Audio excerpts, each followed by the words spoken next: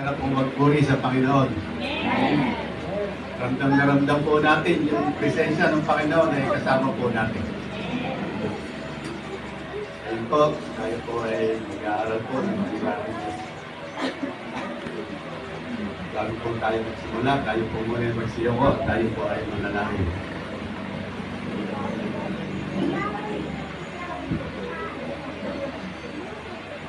Dakilang Diyos na makapangyarihan sa lahat. Pagkakas namin, sasalamatan. Lahat ng ginawa sa pagkakala.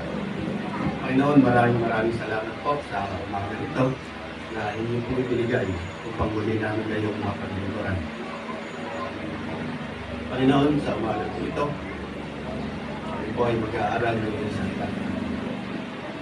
Panginoon, ay samahan niyo po kami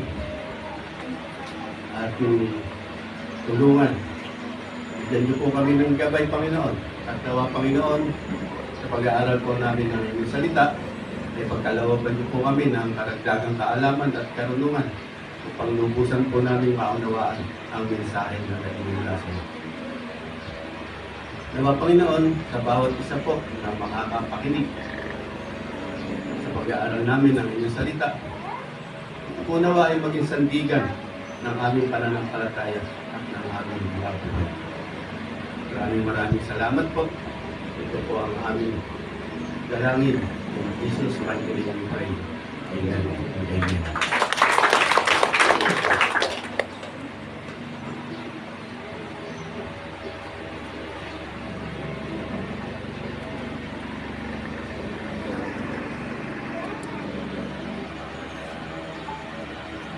Bago po tayo tumungo po sa ating topic ngayong umaga ito, dito po sa Santiago, chapter 4, verse 1 to 17.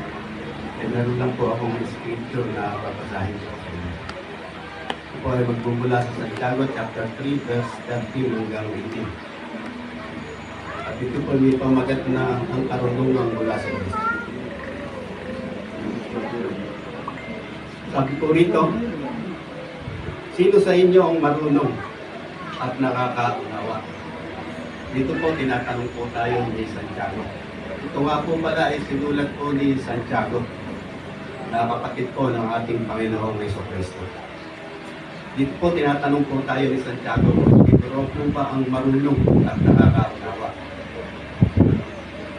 Sa ganyan pong mga tanong na ang sarili po nating opinion o pagsagot, ang karamihan po sa atin pag tinanong po ng ganito, ang sasagot po ay ako ay nakapag-aaral.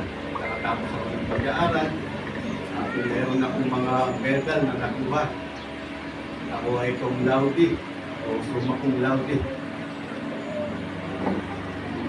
Ako ay nag-masteral. Yan po ang mga sinasagot. Pero sabi po ni Santiago, ipakita niya ito sa pamamagitan ng wastong pamumuhay na bunga ng kapakumbabaan at karunungan. Yung po palang karunungan na hinahanap rito ni Santiago ay yung dopong karunungan ng wastong pamumuhay. Kung tayo ro po ay namumuhay ng tama at wasto, yung dopong pala yung karunungan.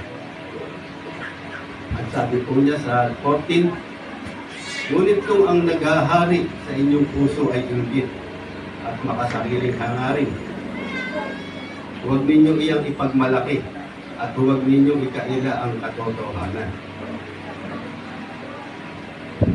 Kung ang naghahari daw po sa puso natin ay inggit at pagmamalaki, huwag daw po nating ipagmalaki. Sabi po sa 15, ang ganyang karunungan ay hindi galing sa langit, kundi galing sa lupa, makalaman at mula sa demonyo. Yun po, kung ang ating pong puso, ang nilalaman po ay inggit at pagmamalaki, yan daw po ay hindi galing sa langit, hindi galing sa Diyos, kundi galing po sa lupa, galing sa sanglibutan.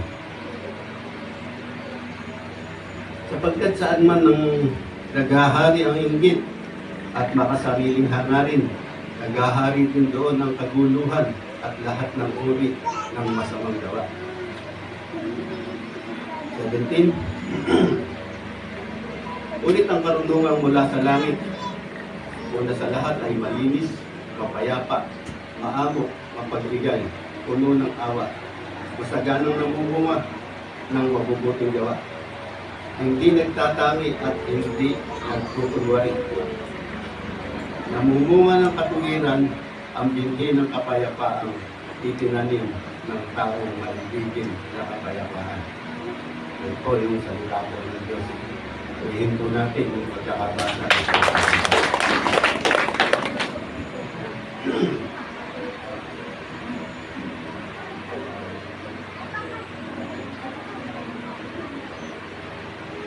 Gagawin na po tayo sa ating topic, Santiago chapter 4, verse 1 to 17.